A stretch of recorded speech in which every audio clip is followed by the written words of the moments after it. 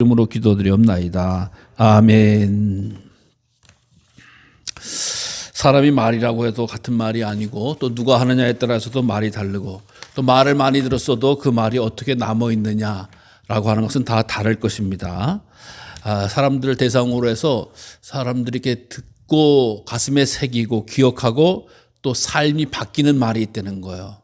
그 바뀌는 말은 대개 세 종류를 물론 더 있지만 크게 보면 세 종류의 상황에서 이렇게 기억을 한다는 겁니다. 그 말을 듣고 또 한다는 거야. 그것이 뭐냐? 첫 번째는 이 정서 강화를 기억한다라고 이야기하는데 그 말을 들을 때 자기 마음이 어떤 상태였느냐에 따라서 그것을 기억한다는 거야.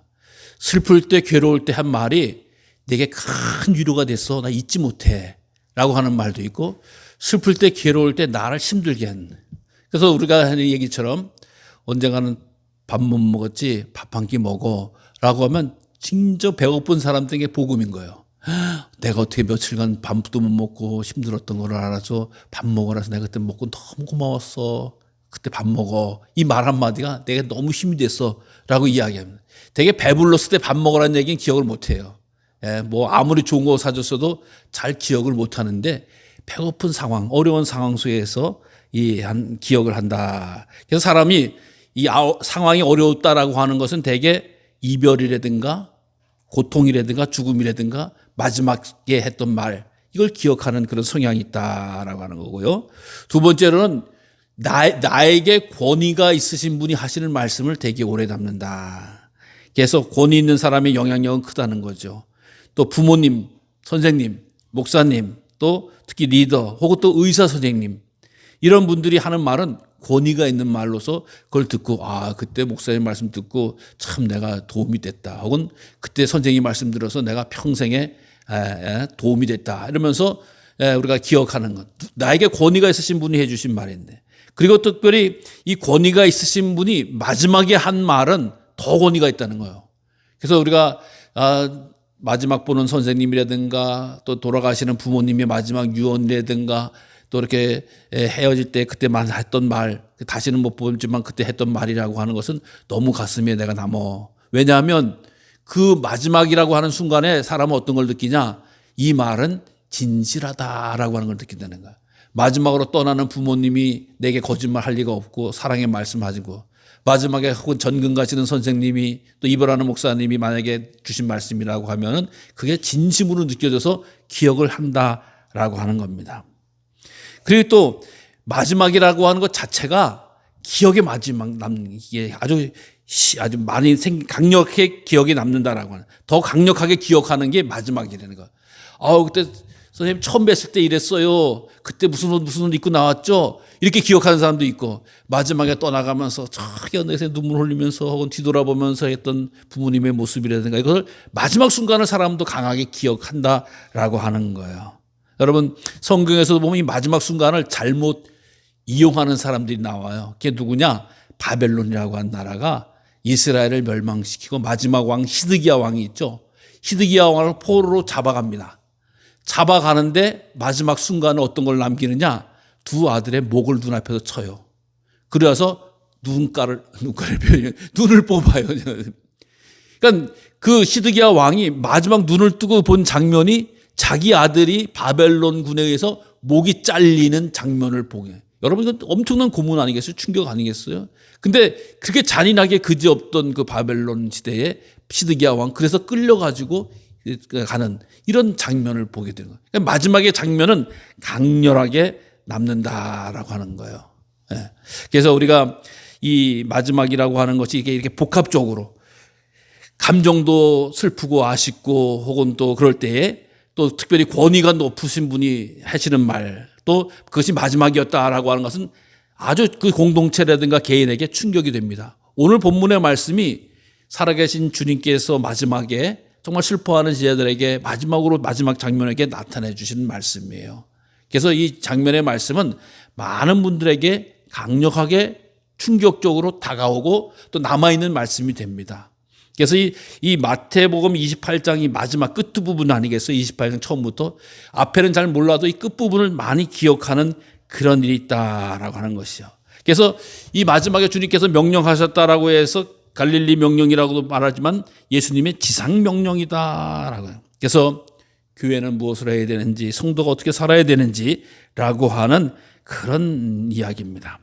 오늘 본문의 말씀은 예수님께서 이제 부활 승천하시기 전에 이 갈릴리에서 산에서 말씀하시는 것을 보게 됩니다. 즉 갈릴리라고 하는 것은 도시도 또 유력한 동네도 아닙니다. 이 작은 도시, 어부들이 살던 곳, 제자들의 고향입니다. 흔히 변두리라고 이야기하고 소외된 동네라고도 할 수가 있습니다. 그런데 그 초라한 곳에서 이 예수님께서 산에서 제자들을 불러서 말씀하시는 그런 장면이라고 하는 것이죠. 그래서 우리 살아가는 동안에 이 마지막의 순간을 어떻게 잘 마무리하는가라고 하는 것을 보여주게 됩니다. 근데 왜 갈릴리인가? 또 제자들의 상태는 어떤가? 사실 오늘 본문에 나오지 않습니다. 앞부분의 이야기입니다만 예수님께서 부활하셨지만 제자들은 다 도망갔잖아요. 예수 십자가를 도망가고 베드로는 부인하고 또 가룟 유다는 자살로 삶을 마감했어요. 그래서 사실 부활하신 주님 가운데 있으면서도 기쁨보다는 두려움과 혼란과 두려운 것이 더 있을 그런 상황 속에서 갈릴리로 가서 갈릴리. 그러니까 제자들의 고향으로 다시 가서 주님께서 공생애를 시작했던 곳에서 제자들에게 말씀하시는데 산에서 하신대. 산에서. 갈릴리 산이라고 하는 것은 이 모세가 마치 신의 산처럼 하나님의 임재가 나타나는데 오늘 본문에 굳이 11제자를 불렀다. 11제자. 여러분 11제자라고 하는 것은 11이라고 하는 숫자는 축구 선수이기도 합니다만은 성경적으로 보면 불완전한 숫자다라고 이야기해요. 제일 완전한 숫자는 뭐예요? 하늘의 숫자 3과 땅의 숫자 4가 곱한 4, 3, 12, 12이라고 하는 숫자는 가장 완전한 숫자다라고 이야기를 하는 거예요. 즉 불완전한 상태에 있는 제자들에게, 즉 때로는 실패자도 있었고 배신자도 있었고 상처도 있던 그 제자들에게 주님께서 불러서 말씀해 주셨다라고 하는 것입니다. 도대체 이 어떤 말씀을 하시느냐? 특별히 제자들의 상황을 보면은 이 제자들은 완전히 변화된 상황이 아니다라고 하는 거예요. 11제자가 아직도 의심하는 사람들이 있더라. 뭘 의심하는 거예요? 예수님의 부활을 의심하는 거예요. 특별히 예수님의 제자들이. 이거 참 신기한 거예요. 이 본문의 말씀은. 아니 부활하신 예수님을 눈으로 봤잖아요. 그때 도마가 나는 뭐 눈으로 보고 손으로 찔러보고 그래야 믿겠다라고 하면서 딴 제자들은 마치 아주 잘 믿은 것처럼 봤는데 알고 봤더니 부활에 대해서 제자들도 11제자들이 있었음에도 의심을 하고 있었다라고 하는 내용이 오늘 본문의 말씀에 나오는 거예요. 근데 여러분, 의심이라고 하는 것은 그것에 대한 부정이 아닙니다. 부정이. 오늘 이 의심하다라고 하는 말은 어떻게 되느냐? 이 디스타조라고 하는 헬라어를 쓰는데 이 말은 두 마음을 품다 혹은 갈등하고 있다, 주저하고 있다, 아마 확신하고 있지 못하다라고 하는 거예요. 그러니까 부님께서 부활하셨지만 갈등도 하고 이렇게 주저주저하면서 부활한 주님이 확신을 못하는 그런 상황이다라고 하는 거예요. 그런 상황이다. 여러분 그래서 이 제자들을 저 사람들 뭐 이렇게 믿음이 없어 이렇게 정죄하기도 쉬울 수도 있지만 사실 그것이 아니에요. 베드로의 모습은 예수님을 믿지 않는 것이 아니라 예수님을 믿었던 장면이지만 의심했던 장면이 나오죠. 그 장면이 언제예요? 베드로가 아마 인간 최초로 물 위를 걸었던 사람이잖아요. 베드로야 이리 오라라고 하니까 그 말씀을 맨 처음엔 베드로가 믿었어요. 그래서 몇 걸음을 걷었는지 알 수 없지만 가다가 바람이 불면서 마음이 흔들리니까 물속에 빠지게 되죠. 그래서 왜 의심하느냐라고 이야기해요. 그러니까 믿음이 있었기 때문에 예수님의 말씀을 듣고 바다에 발을 디뎌서 걸었습니다. 근데 또 의심이 있기 때문에 물속에 빠지는 거예요. 그러니까 믿음과 의심이 어떻게 보면 병행하는, 동시에 함께하는 그런 모습이다라고 하는 거예요. 이때 썼던 말이 의심 디스타조라고 하는 말입니다. 17절을 보면은 예수님을 배웠고 경배했다. 근데 의심도 했다라고 하는 말인 거예요. 이 사람의 이 마음이죠. 이게 표현이다라고 하는 거예요. 그러니까 하나님을 사랑하면서도 걱정을 했다라고 하는 거예요. 여러분, 기도한 사람이라고 다 담대한 게 아니라 기도하면서도 불안한 거예요. 이게 이 의심의 상태라고. 예배 드리면 다 될 것 같은 줄 알았는데 예배 드리면서도 미래에 대해서 걱정과 두려움이 있는 거예요. 여러분, 이건 믿음이 없는 게 아니라 믿음이 어떻게 보면 완전하지 못한 상황이다라고도 볼 수가 있는 거죠. 예. 여러분, 예수 다 믿어요. 근데 걱정하고 불안하고 염려하고 두려워하고 떠는 모습, 이거는 믿음이 없는 게 아니라 믿음은 있지만 완전하게 더 서지 못했다라고 하는 것을 알 수가 있습니다. 왜 그러냐? 사실 제자들도 유대인이거든요. 유대인들 가운데서는 부활에 대한 지식이 있었어요. 무슨 얘기냐? 사두개인들에 대해서는 예수님의 부활을 거부했습니다. 그러나 바리새인들 같은 경우는 예수님의 부활이 있다라고 하는 것을 알고 가리키고 믿었던 사람들이에요. 근데 이게 어디서 알리냐? 많이 들었어요. 부활한다, 사람이 부활한다는데 정작 자기가 따르고 섬기고 또 함통행했던 예수님의 부활하신 몸을 봤는데 머리로 알고 있고 들었던 내용의 부활하고는 동일시하지 못하는 거예요. 그러니까 의심이 들어갈 수밖에 없는 거죠. 부활 있는 거 알아? 그럼 알아요. 믿습니다. 압니다. 근데 저분이 부활한 주님이야? 이렇게 되는 거예요. 확실히, 맞아요. 우리 성경에서 배우고 바리새인들이 가르쳐주고, 지도자들이 가르쳐주는 부활이 예수님 안에서 이루어졌군요. 하면 막 박수하고 좋아했던 그 믿음에까지는 가지 못했다라고 하는 겁니다. 그러니까 경배도 하면서 당황도 하고, 그러니까 믿음과 경외심이 뒤섞이는 이런 상황이라고 하는 것을 볼 수가 있습니다. 자, 그런데 여러분, 혹시 내가 그런 과정을 겪고 혹은 그런 순간이 있을 때 우리는 죄책감에 거하면 안 됩니다. 왜냐하면 오늘 본문에 보면은 성경은 분명히 했잖아요. 경배하지만 의심하는 사람도 있었다. 그러니까 예수님이 그걸 몰라시겠어요? 너희는 왜 의심해? 나잖아, 나! 이렇게 얘기하신 게 아니라고 하는 거예요. 뭐라고 말씀하십니까? 18절에 보면 하늘과 땅의 모든 권세를 내게 주셨다. 지금 우리들의 상태에 대해서 이야기한 것이 아니라 예수님의 모습과 예수님의 능력에 대해서 말씀해 주고 있다라고 하는 거예요. 하늘과 땅의 모든 권세를 가지고 있다. 여러분, 권세라고 하는 것은 어떤 겁니까? 대단한 거예요, 권세. 여러분들 권세가 얼마나 있으세요? 여러분들의 말을 믿고 듣고 순종하는 사람들이 얼마나 되시냐는 거죠. 많지 않잖아요. 예? 그래서 내가 누구인가라고 하는 걸 권세를 통해서도 나타나는 경우가 많이 있습니다. 근데 사실 제자들이 오늘 11명밖에 안 돼요. 제자들이 어부지인 것을 잘 알다시피 부유한 사람들이 아니었습니다. 그들은 권력도 없고 군대를 말을 통해 사람들을 움직일 수 있는 힘도 없고요. 그들이 아마 학력으로 따져도 학식으로 따져도 그렇게 뛰어난 분들은 아닐 겁니다. 그런데 권세를 예수님이 말씀하시는 거예요. 그 권세가 뭐냐? 세상의 권세는 어마어마한 거예요. 당시 로마의 권세를 사람들은 눈으로 봤거든요.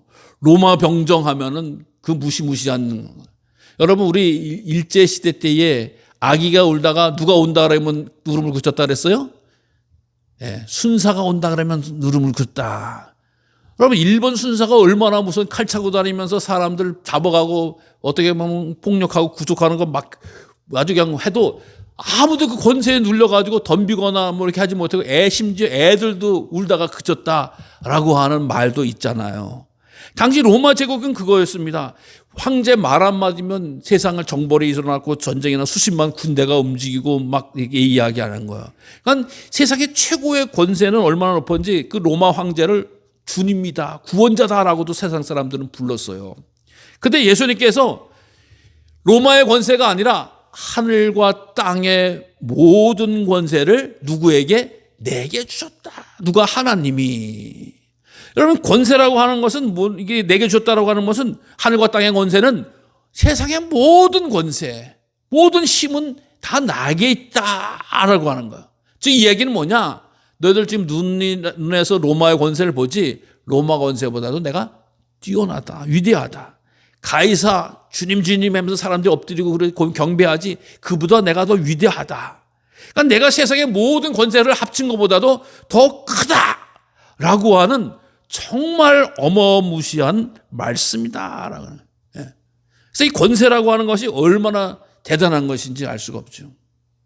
여러분들 만약에 자동차를 운전하시는 분, 요즘은 그런 일이 별로 없습니다만은 자동차를 운전하다가 나는 잘못한 게 없어요. 속도도 제대로 맞추고 신호등도 맞추고 쫙 가는데 앞에 경찰이 차를 세워놓고 있다가 딱 휙휙 하면서 차 대시오 그러면 나 잘못한 거 없는데 가야지 그 휙 지나간 사람 있습니까? 아마도 지나간 사람은 이상한 사람일 거예요. 딱 씁니다. 왜 제가 뭘 잘못했나요? 이게 잘못한 거 없으면서도 그러게. 여러분, 그 경찰이 여성이든 그 경찰의 등치가 크든 작든 경찰이면 쓰라고 하는 거예요. 왜? 그 국가에서 그에게 권세를 주셨기 때문이죠. 그러니까 그 사람 행동 하나에 말 한마디에 다른 사람들이 움직이고 행동 따를 수밖에 없다라고 하는 거 아니겠습니까? 여러분, 권세라고 하는 것이 이것이다라고 하는 거예요. 주님께서 가신 권세는 세상의 모든 것을 다스리는 거예요. 여러분, 그런 분들이 계세요. 어떤 분들은 권세라고 하는 주님 예수님의 권세는 교회에만, 성도에만 갇혀 있는 것인가 라고 하는 것을 말하는 거거든요. 근데 그것이 아니라고 하는 거예요. 이 마태복음은요, 예수님의 권세가 세상의 정치도 경제도 문화도 역사도 다 하나님이 다스리신다라고 하는 것을 선포하는 거예요. 즉 우주의 모든 것을 다스리시는 권세가 예수님한테 있다라고 하는 것을 알려주는 거예요. 믿습니까? 예수님이 최고의 힘이고 최고의 능력이고 만왕의 왕이시다라고 하는 거예요. 여러분, 신앙생활 하니까 주님의 말씀을 믿고 따르는 것이 아니라 모든 세상의 사람들은 주님의 통치를, 주님의 인정함을 받아야 된다라고 하는 거예요. 그 모든 권세를 바로 내게 주셨다라고 하는 이 선포, 어마어마한 선포라고 하는 거예요. 여러분, 그러니까 이 권세를 알고 믿고 의지하는 사람이 지혜로운 사람이죠. 복된 사람이죠. 진짜 권세가 누구한테 있는지도 모르고 엉뚱한 데 가서 빌고 얻으려고 하면 잘못된 거 아니겠습니까? 여러분, 우리가 너무나 이 농작 생활을 하면서 사람의 한계를 느끼게 되어지는 것은 뭐예요? 내가 씨를 심었다. 씨앗은 심을 수 있습니다. 거름도 줄 수 있고 물도 줄 수 있고 비료도 줄 수 있습니다. 잡초도 뽑을 수 있습니다. 그러나 그 자라게 하는 권세는 누구한테 있어요? 하나님한테 있어요. 나는 심었고 아볼로는 물을 주었으되 자라게 하시는 이는 오직 하나님이시다. 자라게 하시는 게 권세라고 하는 거예요.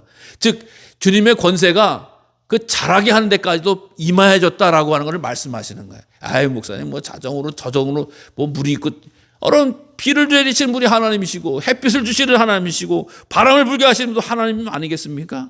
그러니까 우리 농사를 지면 질수록 내가 할 수 있는 것과 하나님이 해주셔야 될 일들에 대해서 구분이 명확하고 내가 할 수 없는 것은 하나님께 맡기는 믿음의 사람들 아니겠습니까? 그러니까 이 믿음처럼 작은 씨앗 하나도 자라게 하시는 하나님이 세상의 모든 권세를 예수님 앞에 주셨다라고 하는 사실을 기억하시고 믿으시기를 바랍니다.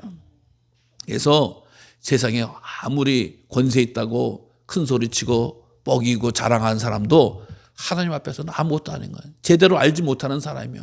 진짜 권세는 예수한테 있다. 진짜 권세는 예수님한테 있다. 진짜 권세는 하나님이 주셔야 된다라고 하는 것을 말씀해 주고 있다라고 하는 겁니다.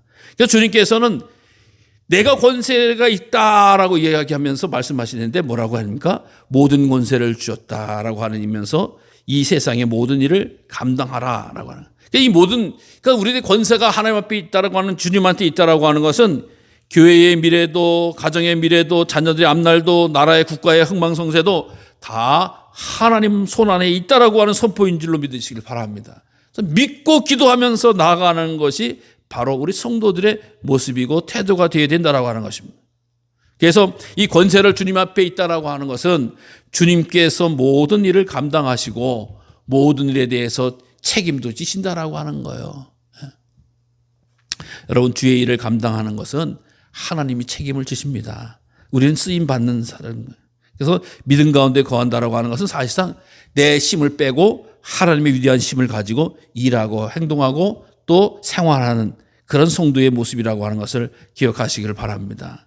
우리들의 모든 권세는 나한테 나오는 게 아니에요. 하나님이 주신 권세다. 근데 그 주님께서 가서 제자를 삼아라라고 명령을 하십니다. 가서 제자를 삼아라. 여러분, 제자란 누굽니까? 제자라고 하는 말은 다른 게 아니라 배우는 사람이라고 하는 뜻입니다. 배우는 사람.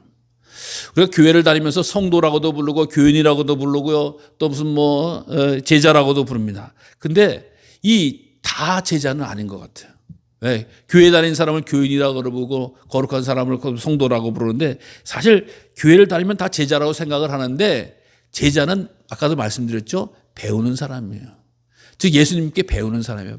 주님께 배우지 않으면 교회는 다니면서 교인이 될 수 있고 불러주면서 따로 구별됐다라고 해서 성도라고 부를 수 있지만 제자라고 하는 말과는 다릅니다. 제자는 저절로 되는 게 아니에요. 제자는 반드시 누가 있어야 돼요? 선생님이 있어야 되는 거예요. 그래서 그분한테 배워야 되는 거예요. 여러분 그래서 교인이 제자가 되어지는 거 아닌 건데 착각을 하는 경우가 있어요. 그래서 배우고 훈련받아서 스승을 닮아가는 자가 바로 제자다라고 하는 거예요. 유대 사회에서 제자가 되면 어떤 일이 벌어지느냐?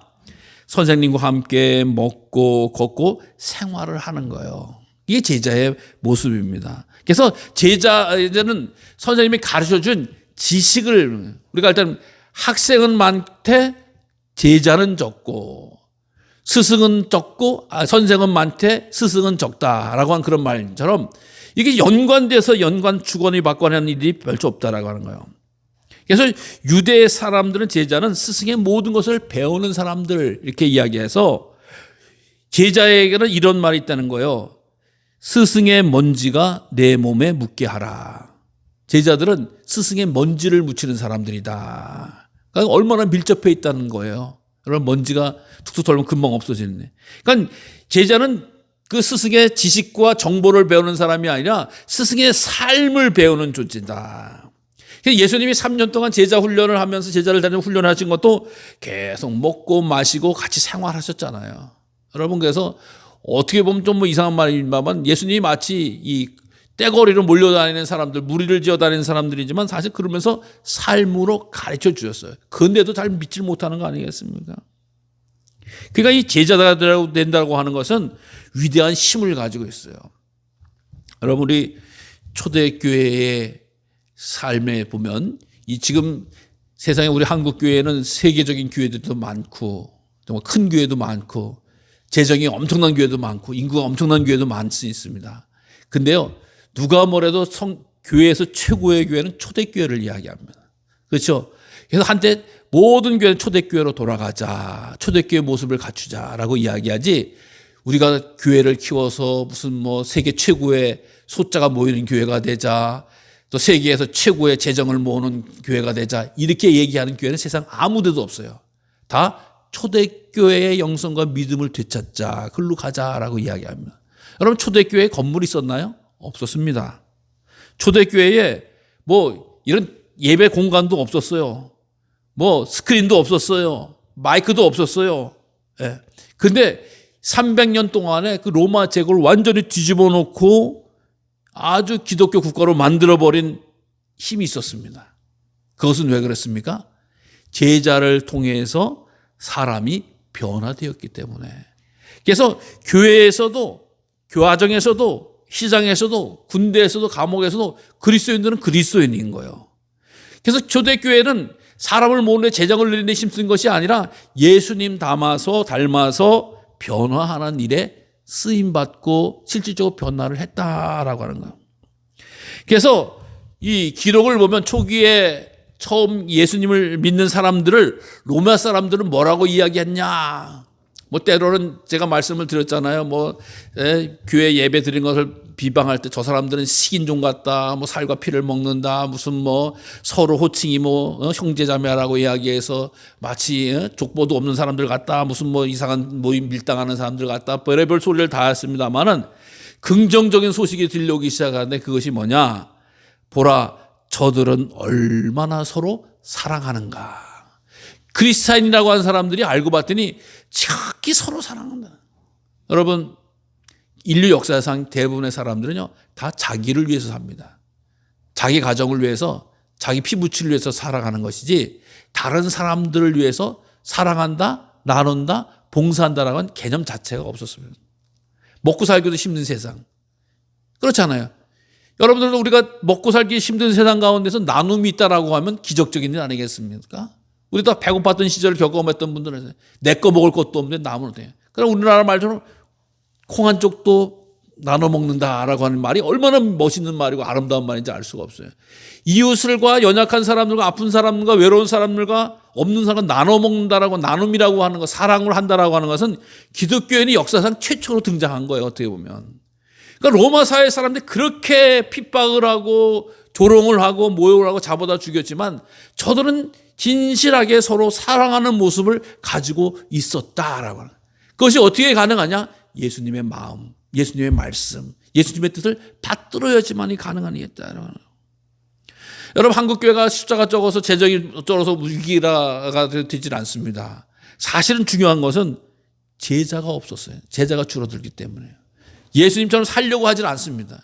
믿으려고 하질 않습니다. 따르려고 하지 않습니다. 예배는 드리지만 용서하지 않습니다. 헌금은 드리지만 사랑은 배우질 못합니다. 직분은 있지만 성품은 따라가질 않으려고 하는 거예요. 예수님은 교인들에게 주신 말씀을, 예수님의 말씀을 순종하기보다는 내 마음에 들면 순종하고 아니면 말라고 하는 이런 생각들을 너무 많이 하는 거예요. 즉 제자의 태도와 자세가 점점 잃어가는 게 한국교회의 진정한 위기라고 하는 거예요. 여러분, 가장 복된 일은 제자 삼는 일이에요. 제자 남기는 일이었던 거예요. 교회의 본질은. 시편에서도 이런 이야기를 해요. 하나님이여, 내가 늙어 백발이 될 때에도 나를 버리지 마시며 내가 주의 힘을 후대에 전하게 하소서. 이게 무슨 얘기예요? 연세 드신 분이 내가 세상 일을 다 하지 못하더라도 이 후대에 주님의 힘을 전하는 자가 되게 해달라고 기도하는. 이것은 무엇입니까? 내가 나이 먹고 이제 힘들고 뭔가 다 끝났습니다, 아무것도 아닙니다라고 하는 것이 아니라 그래도 저는 복음 전하는 데 씨앗을 남기는 데 하게 해달라고 하면서 기독교의 신앙을 흘러가게끔 하는 기도입니다. 여러분, 우리가 농사를 지으면서 가장 마지막 할 일은 뭐냐? 씨앗을 챙기는 일이죠. 가을 거지를 다 하고 나서 먹을 거 다 쌓아놓지만 제일 좋은 건 옛날에 다 씨앗을 묶어서 이렇게 다락에다가 묶어놓든지 하여간 신선한 데다가 잘 보관을 하잖아요. 왜요? 아무리 배고파도 그 씨앗은 먹어요, 안 먹어요? 안 먹죠. 굶어도 그 씨앗은 뒀다가 내년 봄에 파종을 해서 내년을 살아가야 될 양식이고 또 종자가 되는 거 아니겠습니까? 여러분, 이 가장 귀한 일은 뭐냐? 우리가 정말 내가 굶고라도 어떤 상황이 돼서 내가 남겨야 될 것이 있다라고 하는 걸 분명히 말씀해 주고 있는데 그것은 바로 복음이고 예수 그리스도시다라고 하는 거예요. 우리가 믿음으로 하나님께서 은혜 가운데서 자녀를 허락해 주셨다고 하면 그 자녀에게 뭘 남겨주겠어요? 재산? 남겨줘서 그 재산 언제 없어질지 알 수가 없는 거잖아요. 왜? 자기가 노력해서 쌓지 않으면 경성함이 허사예요. 아무리 많은 재산을 물려줘도 자녀가 관리 못하는 건 너무나 잘 아는데 또 그렇게 남겨주려고 하는 생각들을 많이들 가져요. 자식에게 가면 어떻게, 물론 잘하는 자식도 있지만 대부분 그렇다는 얘기죠. 집은 남겨줘도 뭐예요? 집 다 무너질 수도 있어요. 그러나 돈도 사라지는 게 세상의 원리 아니겠습니까? 제일 중요한 것은 믿음의 세대를 남겨주신 은혜를 누리시길 바랍니다. 하나님, 제가 하나님 앞에 섰을 때 다른 건 몰라도 믿음을 남겨주었습니다 라고 하는 것을 하나님께서는 귀하게 보실 줄 믿으시기 바랍니다. 재물 남겨주느라고 신앙생활 못했습니다. 권세 남겨주느라고 부정한 짓 했습니다. 이게 어떻게 하나님 앞에 떳떳한 일이 될 수가 있겠습니까? 주님, 하나님 앞에 잘 서라고, 바로 서라고, 모든 것을 가지신 분이 하나님인 것을 알고 믿으라고 제가 그것을 전해줬습니다 라고 하는 것 얼마나 귀한 일 아니겠습니까? 여러분, 근데 너무 놀라운 말씀을 주시는 거예요. 내가 너희와 항상 함께 있으리라. 항상 함께 있다라고 하면 임마누엘이잖아요. 주님께서 제자들에게 하면서 걱정하지 마라, 염려하지 마라, 이렇게 하지 않고 내가 너와 끝날까지 함께 있을지어다. 볼지어다. 그럼 볼지어다라고 하는 말은 이두라고 하는 헬라어인데, 잘 들어라. 절대로 잊지 마라. 반드시 기억하라. 얼마나 중요한. 우리인데 성경은 볼지어다라고 이야기하지만 우리는 중요할 때, 얘야, 잘 들어. 절대 이거 잊으면 안 돼. 꼭 기억해야 돼. 이 얘기를 하는 거, 볼지어다가. 뭘 꼭 기억해야 되냐? 뭘 절대로 잊지 마셔야 되냐? 또 꼭 잘 들어야 되는 거냐? 이것은 뭐냐? 바로 주님이 여전히 너희와 함께하는, 우리와 함께하는 거야. 이제 주님이 승천하십니다. 보이지 않게 됩니다. 근데 제자들이 두렵고 염려할 때도 떠난다라고 하는 생각이 가득 찰지도 말고 떠나는 게 아니야. 반드시 기억하라. 내가 너희와 함께 있다. 임마누엘이다. 여러분, 이것은 하나님 우리와 함께 계신다라고 하는 말씀은 성경 전체 주제이고 이 특별히 마태복음의 주제입니다. 마태복음을 1장서부터 딱 28장까지가 내용이 있는데 1장 보면 보라 저가 아들을 낳으니 그를 임마누엘이라 하리라 라고 1장에서 말씀해 주고 있어요. 임마누엘, 예수 하나님이 우리와 함께 하신다라고 하는 게 마태복음 1장이에요. 근데 마지막에 내가 너희와 항상 함께 있으리라 마지막 장이 임마누엘이에요. 그러니까 이 마태복음의 주제는 임마누엘인 거예요. 하나님이 함께 하신다라고 하는 것이 1장 맨 처음에도 맨 끝에 나와요. 그래서 이분이 마태복음은 임마누엘을 우리에게 전해주는구나. 여러분, 죄송한 얘기지만 저희 대학 공부할 때 두꺼운 책을 막 읽고 레포트를 써야 되잖아요. 그럼 책을 다 읽었으면 참 좋겠는데 다 못 읽을 때가 있단 말이죠. 그때 어떻게 책을 읽어야 되는지 아세요? 어떻게 읽었냐면 서론을 쫙 읽어요. 서론을 쫙 읽어서 이 책이구나 쫙 해서 이해를 딱 해요. 그러나서 가운데를 또 보는 게 아니라 맨 뒤로 가서 결론을 보는 거예요. 서론과 변론을 쫙 씹으면 서론과 변론을 이해하면은 가운데 통의 내용이 이해가 되는 거예요. 그러면 논문에다가 과제를 쓸 수가 있는 거예요. 그러니까 시간이 없고 책도 읽을 책들이 많으니까 서론과 본문을 결론을 잘 읽어서 정리하면은 학점이 잘 나와요. 오늘 이 마태복음의 내용이 그거예요. 가운데가 뭔지 잘 모를 수도 있지만 하나님은 우리와 함께 하시는 거야 라고 말씀하시고 맨 마지막에 하나님이 우리와 영원히 함께 하시는 것 잊지 마라 라고 하는 것을 알아요. 그러니까 하나님이 우리와 함께 하신다 라고 하는 사실이 마태복음이 우리에게 전해주는 가장 중요한 사실. 이걸 꼭 잊지 마라 라고 하는 것이 바로 이 이야기예요. 그러면서 항상 함께 있으리라. 항상이라고 하는 말을 다른 말로 이야기하면 모든 날, 모든 시간이죠. 근데 잘 생각해 보세요. 우리 날이 어떻습니까? 오늘은 좋은 날, 내일은 웃는 날, 또 모레는 기쁜 날, 또 글피는 또 즐거운 날 이렇게 됩니까? 아니죠. 오늘 즐거운 것 같은데 내일 슬픈 날이 올 수도 있고 또 오늘 행복한 것 같은데 내일 아주 지옥 같은 경험을 하는 날도 있고 뭐 그렇잖아요. 우리가 언제나 날씨가 일기가 화창합니까? 그런데 성경은 항상 함께 무슨 좋은 날만 하나님이 계신 게 아니야. 아픈 날도 있는 거야. 실패한 날도, 눈물 날 날도, 병원 나가는 날도, 심지어 장례식 가는 날도 하나님이 우리와 함께 하시는 거야. 이걸 믿으라는 거예요. 이것을 가르쳐 주시는 거예요. 여러분, 하나님이 있으면 내가 있으라고 묻고 없으라면 없는 게 아니라 하나님이 이미 이것을 기억하고 지키고 또 순종하라고 하는 이야기예요. 항상 나와 함께 하시는 분이 하나님이셔. 항상 나와 함께 하시는 분이. 여러분, 우리가 인생이 점점 가면서 함께 하는 것보다 떠나가는 걸 많이 경험하잖아요. 자녀도 품에서 떠나가고 건강도 나에게서 떠나가고 또 물질도 나에게서 새어져 나가는 거고 그러면서 나는 외롭고 작아지고 초라해지는 거예요.